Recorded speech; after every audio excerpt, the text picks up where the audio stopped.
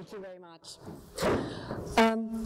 Over the past months, I've been dealing with various of my projects concerning with urban space in the widest sense, and the questions that drove this work were what makes social practices and identities emerging from them urban, or under which conditions is the urban as a physical and cultural environment an attitude to life, an essence of social practices and social identities. And a second interest lay on how does the diversity of urban space come about both within a wider region with many cities and within the same city. So depending on the project in question, I dealt with one or several of these issues that I just outlined.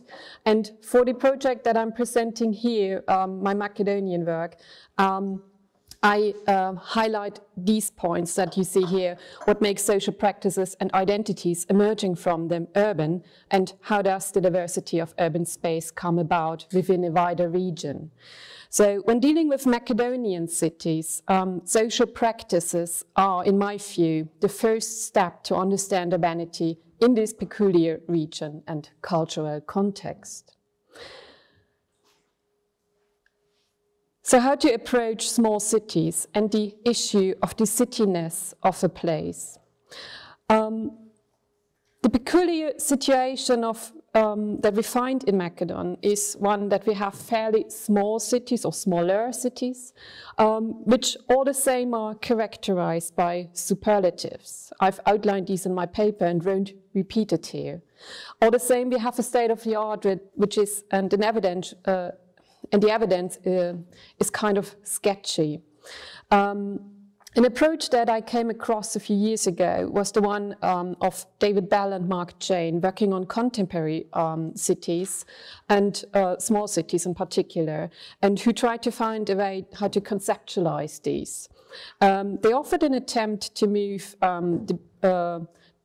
beyond the paradigm of bigness and size by suggesting to look at the outreach which a city has, and other than population size, density, and economic growth, in order to understand various degrees of cityness of urban settlements, which works wonderful in my view, given the diversity of cities, and which introduces all the same the issue of temporality, as a place may not only acquire a cityness, but may also lose it again. However, as I just said, they are working on contemporary cities, which means they have a completely different base of evidence than I'm working with on Hellenistic Macedon. If you take a look at Macedon, and I will briefly only give you here a glimpse on how the evidence looks, I just said it's extremely sketchy. We have comparatively little evidence from the literary writings of ancient authors for the period in question, and the little evidence that we have has a strong focus on the 4th century BCE kings, Philip II and his son Alexander III, which is best known as Alexander the Great. Next to this, we have, of course, also epigraphy, but it is basically non-existent before Philip II, before the mid-4th century. And we have, since the question usually comes when I'm talking about tombs, we have a few tomb inscriptions, but they are extremely rare from contexts, so we cannot contextualize these. The types of archaeological evidence that we then have are increasingly growing with every new excavations, and we by now have very many actually excavations, so we have a vast base, but overarching studies are lacking. There's a big problem with the state of art here. So we have mostly tombs, we have occasionally buildings in urban contexts, particularly in the cities of Ege, of Pella, Dion, Mieza and Petres. less well attested than, however, but nevertheless existent here and there are sanctuaries, and I will come back to that point again. Macedonian cities have best been approached by Miltiades Hatzopoulos, and he outlines very nicely that there are basically poleis, which we know from the classical Greek context. So we have an asti and a chora, that means a walled city or city space and an area around it. And we have also komai within the chorai, which are non-poleis, basically.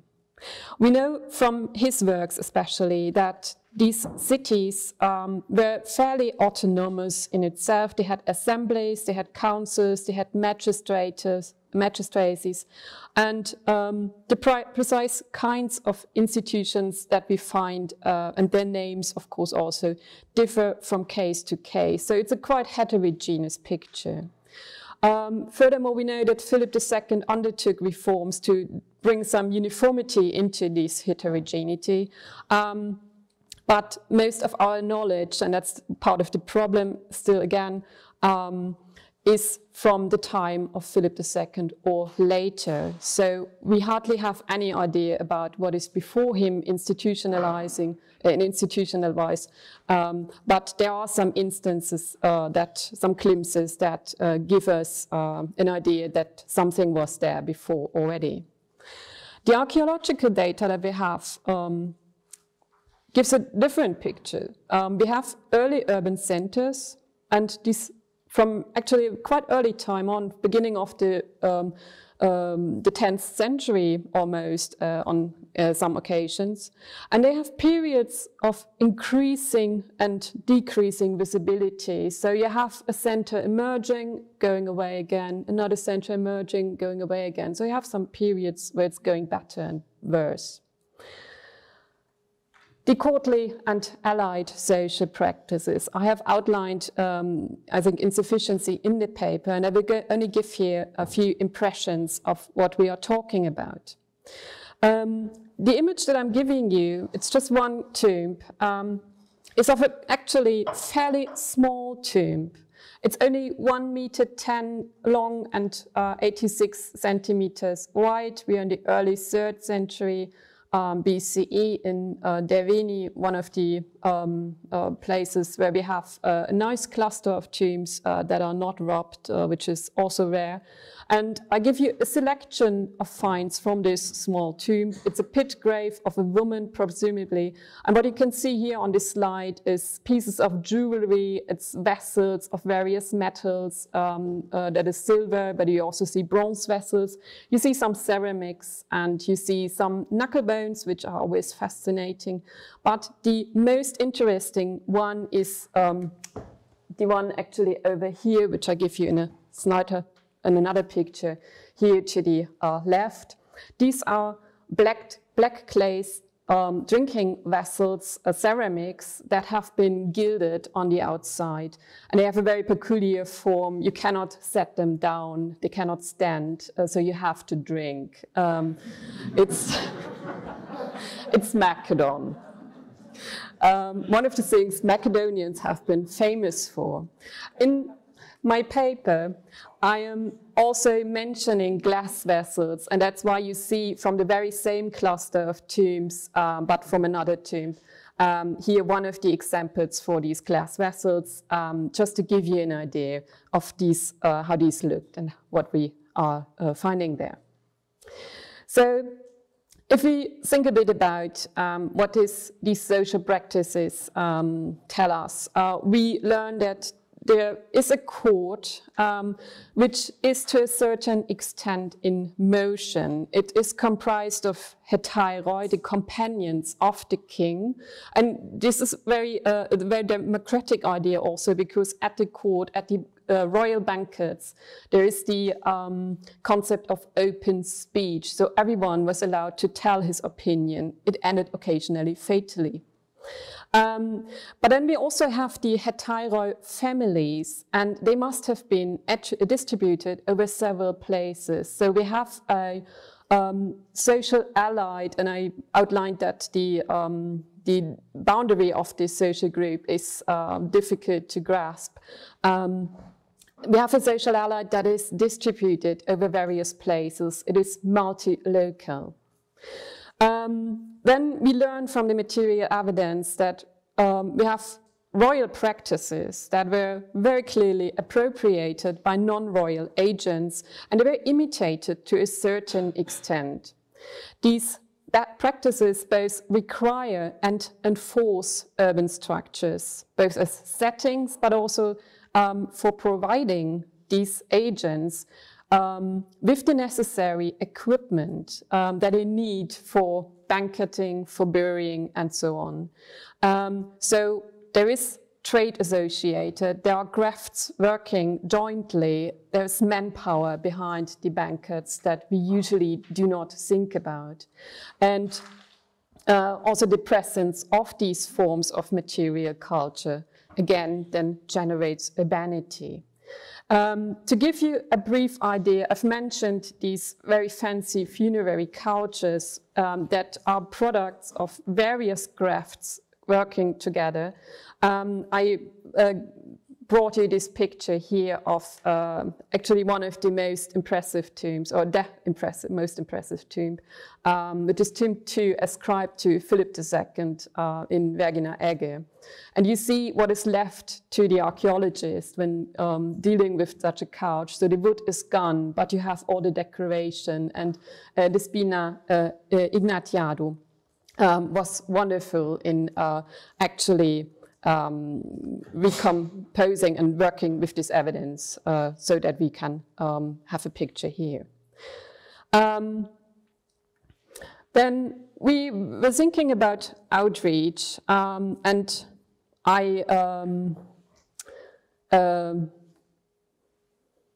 would like to suggest, in view of what David Bell and Mark Jane have come about with the outreach of a city, that there is a difference between what is incoming to a place and what is outgoing in terms of ideas, resources, knowledge, and innovations. And of course, this also has an aspect of time to it, meaning the frequencies with which this happens. So I have to briefly skip this, as Christina is already reminding me, and I will come in my concluding remarks to the role of religion, which you don't find in the paper for a certain reason. Religion is a problem in this region. We have sanctuaries that are mostly known, but not only, from urban contexts, and the evidence for them is extremely sketchy. So we have one excavation for one sanctuary and then another, but we don't know what is in between. The number and the diversity of cults seems to increase towards the 2nd century BC, which is an idea also of cultural contacts, incoming ideas. And many of the cults, which is very fascinating, are concerned with the ideas of the afterlife. So we have a Chthonic Aphrodite, we have Orphism, we have the Bacchic cult, Demeter and Kore, Persephone, but also Meter, Theon, and then in the 2nd century, the Egyptian gods. What else we have is rare. We have rare evidence for processions and feasts. And this is really rare, because the 2 examples that I can think of from my knowledge is the procession during which Philip II was murdered during, I'm having only one slide,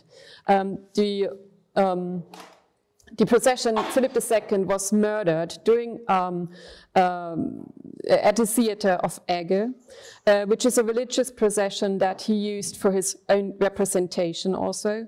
And we know of an annual feast for Zeus Olympios at Dion, which took 9 days and which were used by the allied to convene.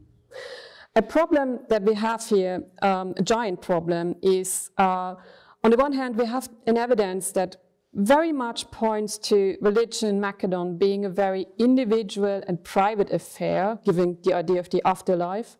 But in the few cases where it certainly was not, we lack any forms of monumentality in the material culture, especially in the architecture. So there is an extremely high danger of the argumentum ex silentio. What I can, however, say, and it's very glimpsy, this picture, is that Philip II and probably also other kings used religious processions for his own representations, that the religious festival at Dion brings together the allied, and as the social practices of the kings and the allied, religion at Macedon essentially seems to be an urban thing in first place. Thank you.